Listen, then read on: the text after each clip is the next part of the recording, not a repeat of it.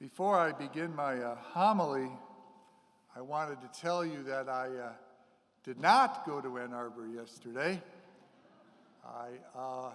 When I was 30 years younger, I probably would have, with a few garbage bags and a tiny raincoat or something. But now that I'm 62 and I've heard about this thing called pneumonia, I decided to give the tickets away and make a hot cocoa and watch it on TV. My friends who I gave the ticket to left at halftime totally drenched, so that's okay, you know. We have to adjust. When you folks get to be 62, you'll realize you'll make these adjustments as well, let me tell you, yeah.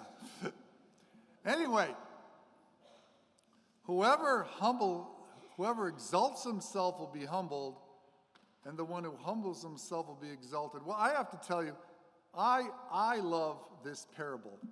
Because honestly, Jesus did have a sense of humor. Jesus smiled, Jesus laughed. Because when I read this passage, I can see Jesus doing a Seinfeld. Because the way he says it, it's great. He addressed this parable to those who were convinced of their own righteousness and despised everybody else. I mean, he sets it up perfectly, absolutely perfectly. And a real good example from the Old Testament that brings this parable to light is the story of David and Goliath. You remember that story.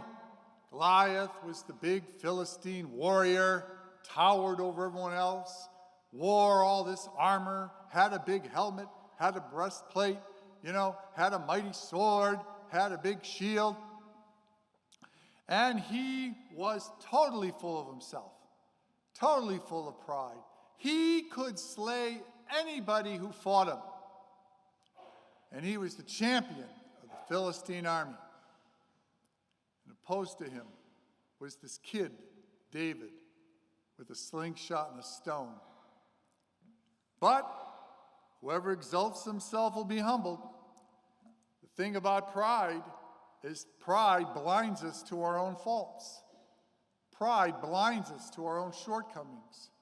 Pride keeps us from seeing the things we need to make better. Look at Goliath.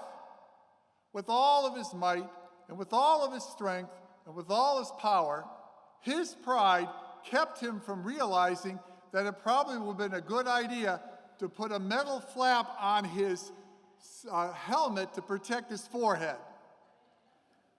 But he didn't do that, did he? He probably didn't even think about that because he thought he was all in all, everything anyone could be, and there was no room for improvement. And that, as you know, is exactly where that stone went and took that mighty man down. Whoever exalts himself will be humbled. But the humble person knows they have faults. And the humble person knows they need help with those faults.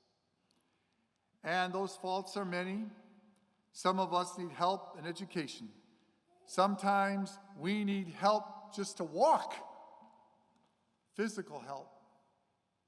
But all of us, every one of us, from the Pope down to anyone on the planet, from the Pope on down, everyone needs to be humble enough to realize that they need to grow in their relationship with Jesus Christ and to take a healthy look at their lives and see where they are falling up short, whether it be in charity or whether it be in the forgiveness of others or whether it be in the love of others.